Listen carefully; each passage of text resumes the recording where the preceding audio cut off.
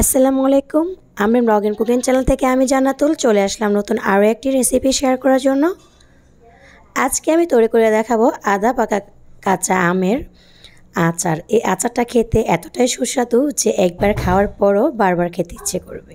আজকে আমি 2 কেজি কাঁচা আমের আচার তৈরি করব। এখানে প্রথমে আমগুলোকে ছিলে নিয়েছি। দেখে কিন্তু বোঝা যাচ্ছে আমগুলো কিন্তু আদা পাকা কাঁচা, তাই না? আমগুলোকে আমি আমার সাইজ অনুযায়ী কেটে নিয়েছি। জাস্ট একটা রৌদ্র দিয়েছি, হ্যাঁ। আর যদি রৌদ্র না থাকে চাইলে কেউ ফ্যানের বাতাসে ছড়িয়ে শুকায় নিতে পারেন। আর এখানে হচ্ছে আচারটা তৈরি করার জন্য চলে আসলাম। এখানে আমি একটা কড়াই বসাই দিলাম আর দিয়ে দিলাম আমি 2 কাপ পরিমাণ সরিষার তেল। ইন্ডিয়ান বড় সাইজের একটা রসুন আমি একটু থেতলে নিয়েছি। আর এখানে দিয়ে দিলাম গরম মশলা। গরম মশলার মধ্যে আমি এখানে দিয়েছি দারচিনি আর হচ্ছে এলাচ।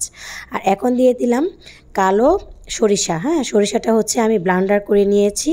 এখন দিয়ে কিছুক্ষণ তেলের সাথে মিশিয়ে নিলাম। মিশিয়ে নেওয়ার পর আমটা যে শুকায় রাখছিলাম ওই আমটা এখন দিয়ে একটু হালকা ভেজে নিব।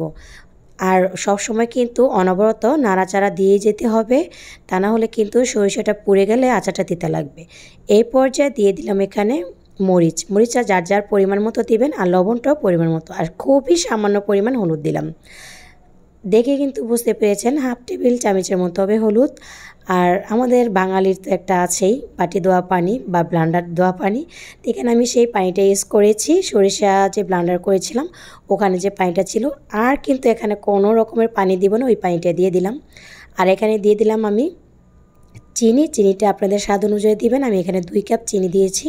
যেহেতু আমার এই আমগুলো হচ্ছে একটু মানে টক মিষ্টি, আসলে একটু মিষ্টি টাইপেরই বেশি, টকটা কম, তার জন্য 2 কাপ চিনি আমার লেগেছে। এর থেকে বেশি আর চিনি দেওয়ার কোনো প্রয়োজন নেই। আর যদি আপনাদের মনে হয় যে একটু চিনি দেওয়ার প্রয়োজন তাহলে আপনারা আপনাদের টেস্ট অনুযায়ী দিতে পারবেন। এই যে চিনিটা গলে কিন্তু এখানে পানি পানি হয়ে গিয়েছে। আর আচার রেখে কখনোই কিন্তু কোথাও যাওয়া যাবে না। অনবরত কিন্তু আচারটাকে তলা থেকে একদম আমি যেভাবে লাড়ছি এভাবে নাড়া দিয়ে যেতে হবে।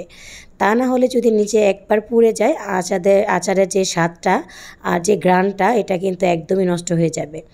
অলরেডি কিন্তু গ্রান চলে এসেছে আচারের। আর এখন আমি দিয়ে দিব ভিনেগারটা আমি এখানে দিলাম 3 থেকে 4 টেবিল চামচের মতো। দিয়ে আমি আবারও নাড়াচাড়া দিয়ে মিশিয়ে নিচ্ছি। ভিনেগারটা দেওয়ার কারণে আচারটা কিন্তু আমাদের বছরকে বছর সংরক্ষণ থাকবে।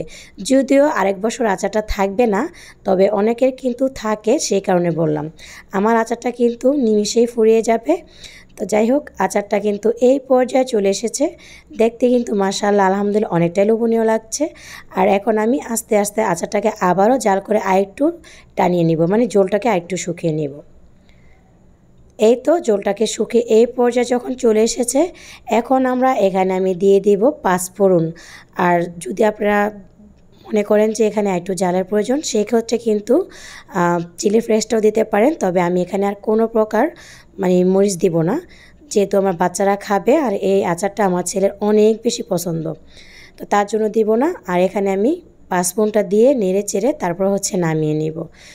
আজকের রেসিপি কেমন লেগেছে চাইলে কমেন্ট করে জানাতে পারেন। তো চলে আসলাম আচারটা এখন একটা বাটিতে নিয়ে।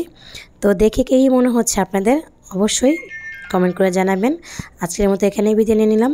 ভালো থাকবেন সবাই, সুস্থ থাকবেন। আল্লাহ হাফেজ, আসসালামু আলাইকুম।